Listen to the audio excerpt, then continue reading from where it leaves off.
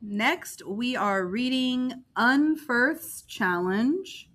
This is chapter 6. Unferth is one of Hrothgar's men.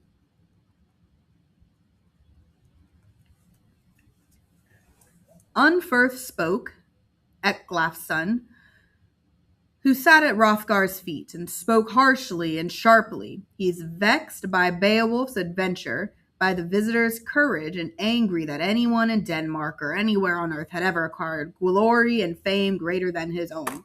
We're going to highlight all this. So Unferth is about to talk, and he spoke harshly and sharp. He's vexed by Beowulf's adventure.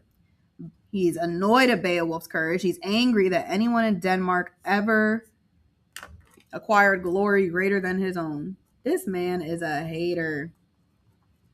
He is jealous of Beowulf because he has more courage, because he acquired glory and fame. So he is a hater. He don't like Beowulf. Unferth don't like Beowulf. And Unferth says, you're Beowulf, are you? The same boastful fool who fought a swimming match with Brecca. Both of you daring and young, exploring the deeps. So right here, he about to tell us a story. He says, you did a swimming match with Brecca. You and Brecca did a swimming match. Brecca is Beowulf's best friend. So they cool. Unferth is about to tell us a story about Beowulf and Brecca. And he says, this writing is so light. I think it gets back dark on the next page. Let me see. Yeah, it gets back dark over here. He says, you guys swam in the seas, risking your lives for no reason but the danger. All of the older and wiser heads warned you not to, but no one could check such pride. He trying to play Beowulf. He says that he is too proud. He has too much pride. He's cocky, full of himself. With Brecca at your side, you swam along the sea paths, your swift-moving hands pulling you over the ocean's face. The winter churned through the water, the waves ran you as they willed, and you struggled for 7 long nights to survive. And at the very end, victory was his, not yours. So they swam 7 nights. And we're going to put that this is an EHT. This is an epic hero trait. This is like a godlike tendency. Real people can't swim for 7 nights. And at the end, victory was his, not yours. He's saying Brecca won, Beowulf lost.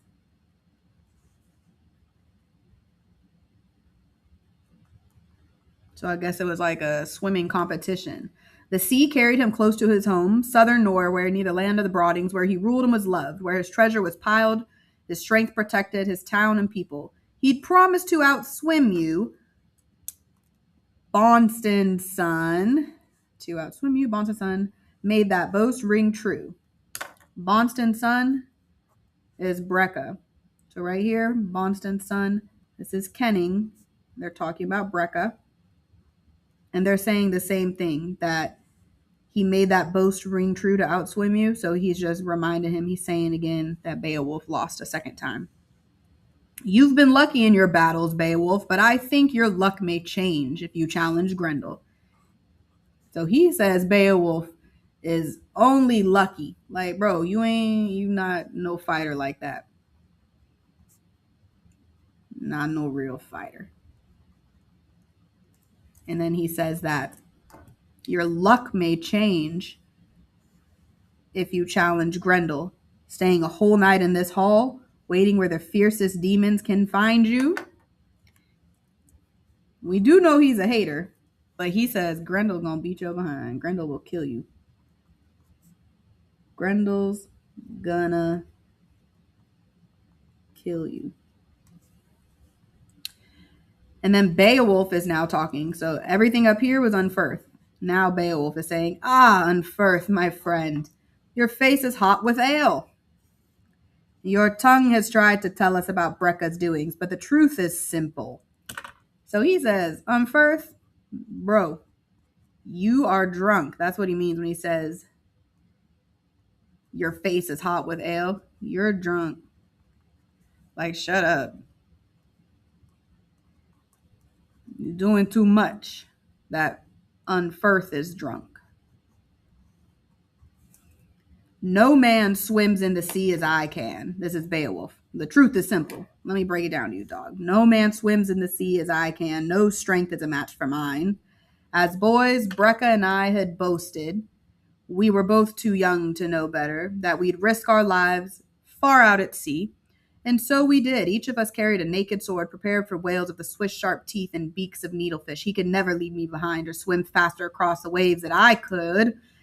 Highlight this. "He could never leave me behind or swim across the waves as fast as I could. I chose to remain close by his side for 5 long nights until a flood swept us apart.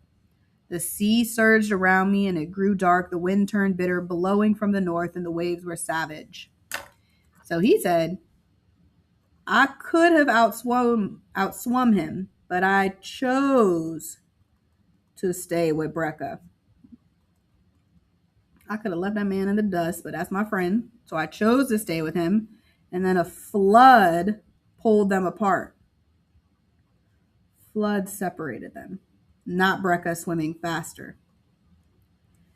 So those 5 nights went by.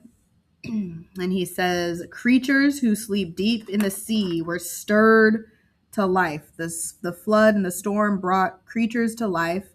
The iron-hammered links of my mail shirt, these shining bits of metal woven across my breast, saved me from death. A monster seized me and grew swiftly towards the bottom, swimming, its claws tied to my flesh. But fate let me find its heart with my sword and hack myself free. I fought that beast's last battle and left it floating lifeless in the sea." So he tells us about a fight with a monster, a giant monster. We're going to put this as an epic hero trait. He is fighting in the ocean with giant monsters. And fate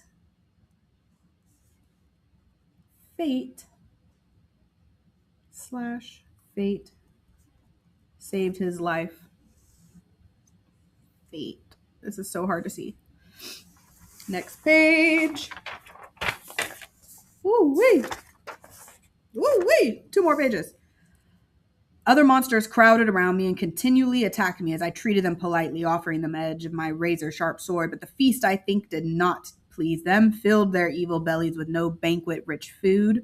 Thrashing there at the bottom of the sea, by morning they decided to sleep on the shore, lying on their backs, their blood spilled out on the land." So he killed all the monsters. All the monsters. Alone, without Brecca.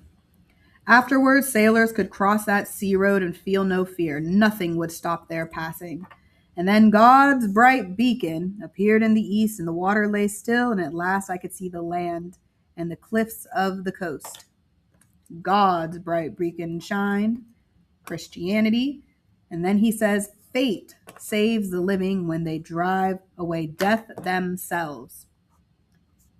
Fate. Weird. Fate. Pagan. "Lucky or not, 9 was the number of huge sea monsters that I killed. What man anywhere on heaven's high arch has fought in such darkness, endured so much misery, and been higher pressed?" Boom. This is an epic hero trait. He says, what other man could do this? No other man can do this. Heaven's high arch. Is that going to be pagan or Christian? Christianity. "I survived and smashed the monster's hot jaws and swam home from my journey. The swift-flowing waters swept me along and I landed on finished soil. I've heard no tales of you, Unferth." He calling Unferth out now. "I heard no tales of you, Unferth, telling of such clashing terror, such contest in the night." Brecca's battles were never so bold. Neither he nor you can match me, and I mean no boasts have announced no more than I know to be true. He said, I ain't heard nothing about you. Who are you, bro? Who are you? I don't know nothing about you. You not like that. Nobody talks about you. You can't beat me. And Brecca can't beat me either. And there's more. He says that Unferth murdered his brothers, your own close kin. Words and bright wit won't help your soul. You'll suffer hell's fires, Unferth, forever tormented. Then Beowulf calls him out. Hell, Christianity. He says Unferth killed his brothers. And he brings this up as a comparison. Who is Grendel spawned from? Just earlier, they mentioned Cain and Abel. And Grendel being spawned from Cain and Abel. And Unferth killed his brothers. These boys are all evil. All of them. Ecglaf's proud son. Beowulf still checking him. He says, if your hands were as hard as your heart and as fierce as you think, no fool would dare to raid your hall and run Heorot and oppress its prince like Grendel has done. But he has learned that terror is his alone and discovered that he can come for your people with no fear of reprisal. He's found no fighting here, but only food and delight. He says, if you were like that, if your hands were as hard as your heart, if you were like that, Grendel wouldn't kill y'all.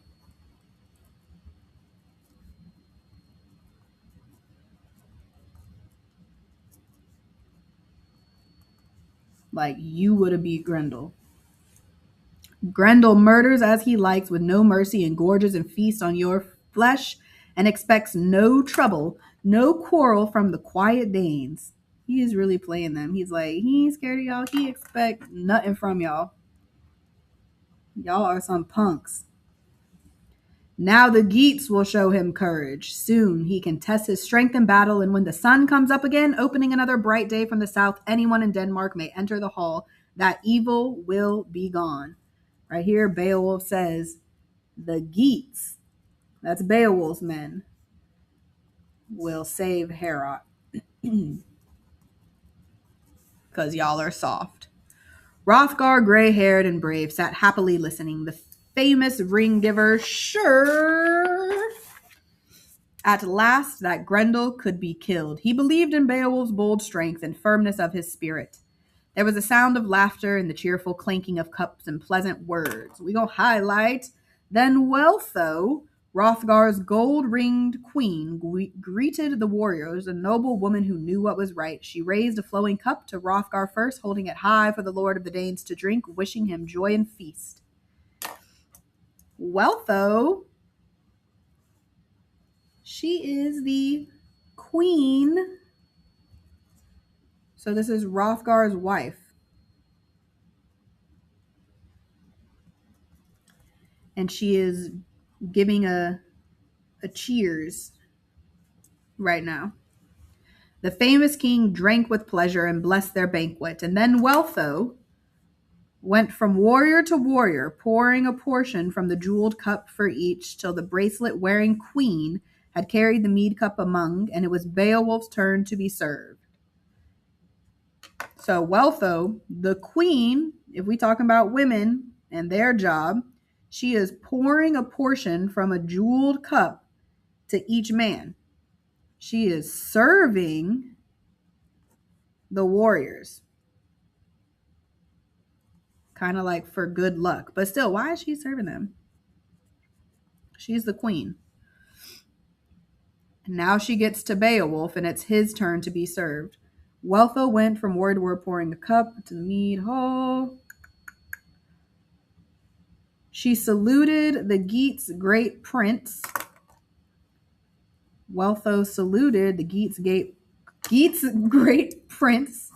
Who is the king of the Geats, or the prince of the Geats? It's kenning for Beowulf. So now she saluted him and thanked God for answering her prayers, for allowing her hands the happy duty and offering mead to a hero who would help her afflicted people. He drank what she poured, Ecgtheow's brave son, and then assured the Danish queen that they were ready. So she is thanking Beowulf for coming.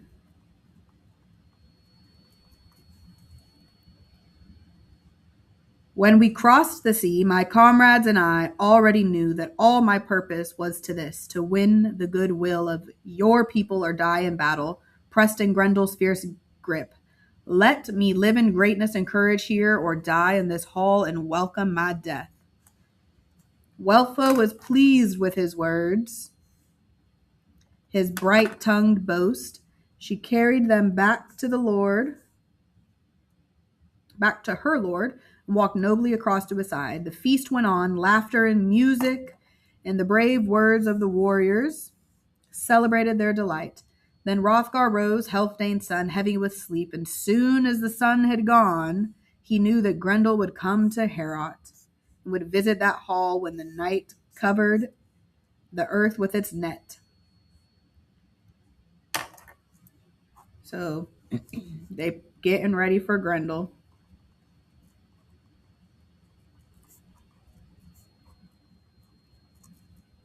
It's almost time. What happened to my light?